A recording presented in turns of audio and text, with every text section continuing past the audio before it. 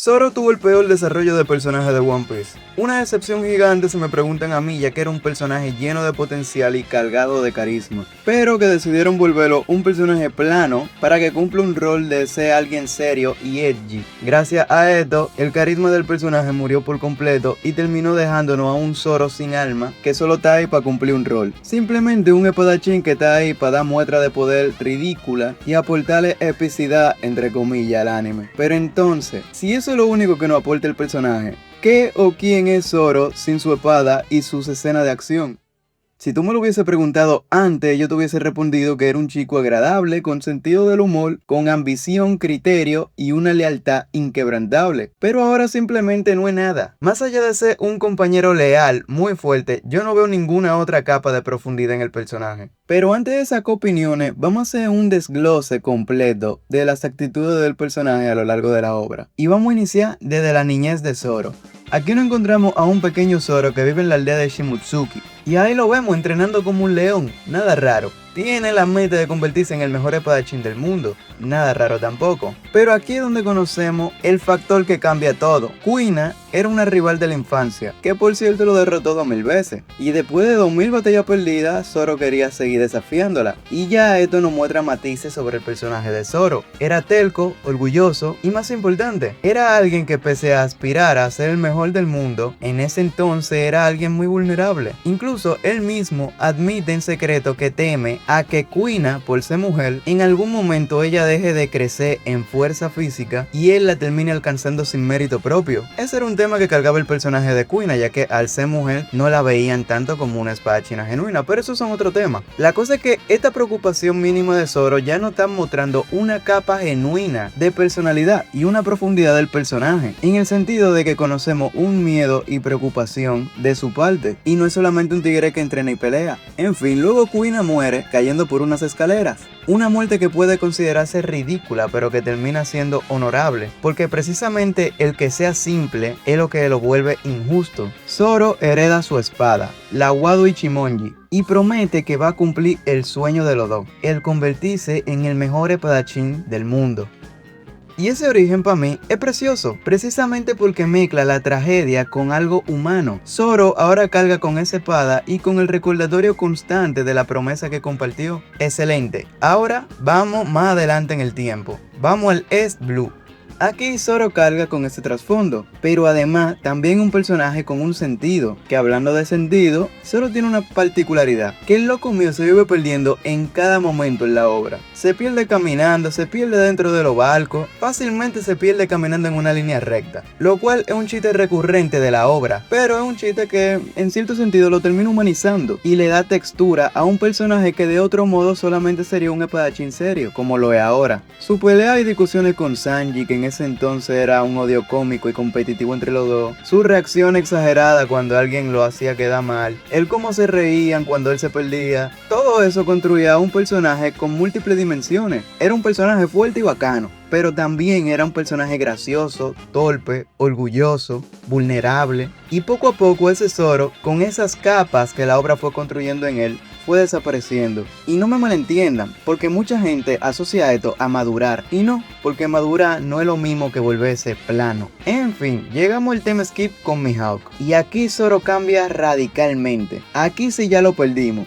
De un personaje emocional y reactivo, con capas de desarrollo, cambió a uno completamente estoico. Literalmente parecía otro personaje. Y en su momento fue un tema discutido, porque algunos lo defendían diciendo que esto era una mejora, entre comillas, porque reflejaba más disciplina y control. Y si tú piensas esto, pues déjame decirte que tú solamente estás cegado por el fanatismo, porque sin duda, esta versión de Zoro no le llega ni a los tobillos a su primera versión. La realidad es que Zoro antes era un personaje que reaccionaba, sentía curiosidad, se frustraba, se perdía cada 5 minutos, pero y ahora, nada, el pana entrena, pelea, se duerme y punto. El problema no es que Zoro sea fuerte y serio, porque eso siempre fue parte de su personalidad. El problema es que perdió las capas que lo hacían sentir como una persona real, con un comportamiento orgánico. Porque yo te voy a decir algo, antes yo quería ser pana de Zoro, porque realmente era un personaje que se sentía real. Yo lo veía y se veía bacano, pero ahora se volvió un robot que entrena, duerme y pelea. Si tú me dices que Zoro se quedó con Mihawk y mandaron un robot fue, yo me lo creo. Y algo que es positivo de hecho es que el propio fandom está de acuerdo con esto. Cuando se anunció el arco del BAF, una de las cosas de la que más se habló fue que Oda prometió traer de vuelta el humor icónico de la serie que se había perdido en el post-time skip.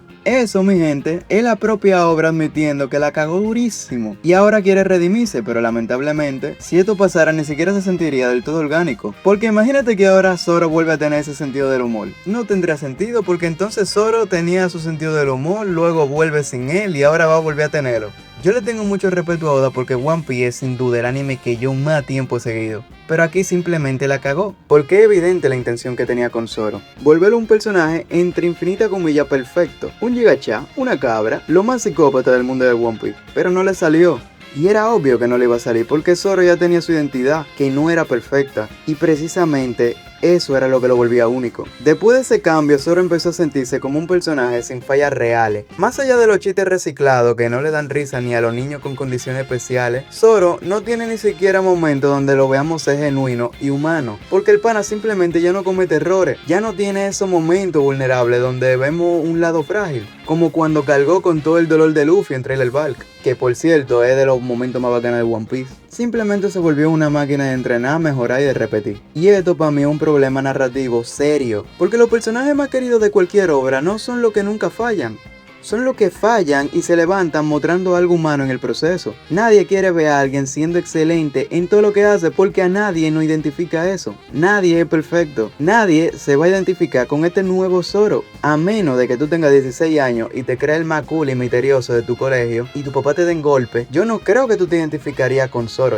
Y aquí vamos con una de las cosas que más me molestan, y es la personalidad tan falsa y genérica que carga. La maldita personalidad edgy, que Dios tiene que tirarle un rayo al desgraciado que creó el concepto de ser edgy, que en resumen es tener la personalidad más seca, aburrida e insípida que puede tener un personaje. En lugar de mantener las capas que habían trabajado en Zoro y que tanto lo caracterizaban, nos dieron a un Sasuke Uchiha que se cree el más bacano del barrio y actúa como si ser una gente normal fuera ilegal. Aprovecho este momento del video para decirte que si el contenido te está gustando, por favor le dé like y te suscribas porque eso me ayuda muchísimo a seguir creciendo. Gracias y continuamos con el video.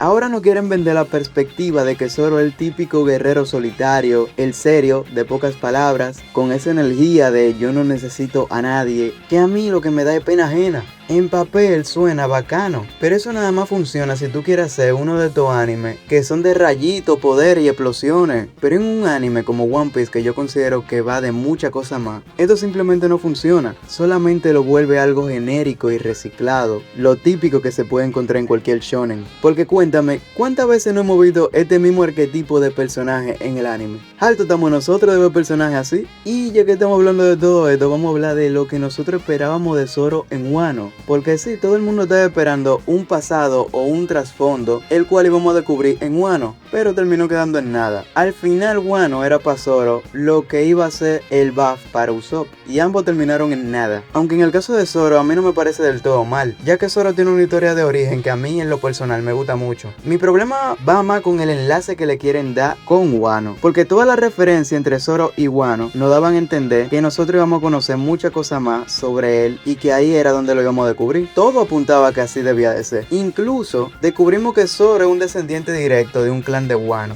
Ryuma, que era el Jesucristo de los espadachines en One Piece, también nos confirmaron que es un ancestro de Zoro. O sea que en resumen, Zoro es del linaje más picante de los espadachines de One Piece. Y resulta que él va al país de sus ancestros y terminó quedando en nada. Como siempre, él fue a dar machetazo. Cero profundidad y ninguna mención a nada de esto. Y si en Wano no supimos nada de Zoro, pues difícilmente yo creo que lo veamos más adelante en la obra. Y es que, como dato, en Wano conocemos a Ushimaru, el cual es un pariente de Zoro. Y la obra ahí nos puso en bandeja de plata todos los elementos para explicar la relación de Zoro con Wano. Algo similar a lo que estaba pasando con Sanji en Whole Cake, pero no terminó pasando nada. Incluso el propio Oda, en declaraciones oficiales, admitió que aunque definitivamente existe una historia de Zoro que no sabemos, probablemente ni siquiera lo va a abordar en el manga. O sea que sí hay una historia construida y pensada, pero que simplemente él decide no contarla. Y perdónenme, pero tengo que hacer la comparación directa con Sanji. Whole Cake no es ni de cerca mi arco favorito de One Piece, pero los matices que construyeron ahí con Sanji me gustaron muchísimo. Vimos posiblemente una de la infancia madura y conocemos el por qué él decidió tomar la decisión de dejar la tripulación en el momento. Alguna gente lo comparó con lo de Usopp, y si tú pensaste lo mismo, yo imaginaré que tú eres ciego y por lo tanto te lo voy a dejar pasar, porque si tú me dices que tú no eres ciego y tú aún así comparas cuando Usopp dejó la banda a cuando Sanji dejó la banda, yo me voy a ver la obligación de ir a tu casa a darte con un bate. Pero en resumen, lo de Sanji está muy lejos de eso. Irse de la banda es lo que demuestra lo importante que es la tripulación para él. Y no solo ocurre esto, pasan muchas cosas de por medio, de las cuales yo no voy a abundar porque el video es sobre Zoro, pero menciono todo esto porque tengo la siguiente pregunta: ¿por qué no le dan a Zoro también una clase de trasfondo parecido? Es por esta razón que yo digo que a Zoro simplemente lo quisieron volver un personaje edgy, solamente para tener en la obra un personaje bacano que te venda figurita y poloche. Pero si tú me preguntas a mí y yo me tengo que ir más lejos para darte una respuesta a esta pregunta que yo planteé, creo que sí puede haber otra respuesta que puede tener un poco de sentido. Pese a que puede sonar contraproducente de mi parte, lo cual no lo es,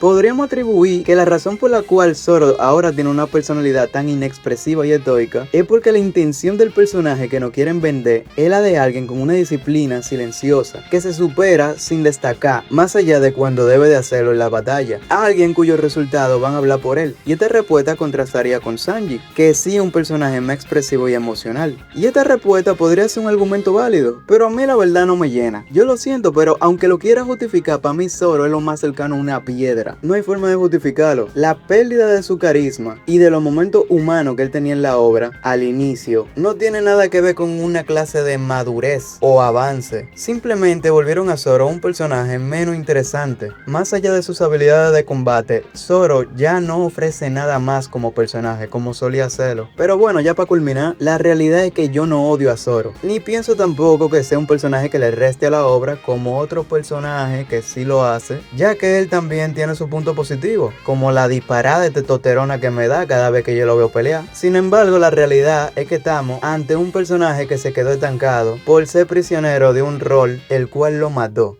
Pero dime tú qué opinas. ¿Cuál es tu versión de Zoro favorita? ¿La post-time skip o pre-time skip? Y otra pregunta, ¿a ustedes les gusta este perfil de personaje de acción que son completamente ajenos a todo hasta que tienen que farmear aura en una pelea? ¿Qué otro personaje ustedes piensan que sufrió lo mismo que Zoro? Los leo en los comentarios.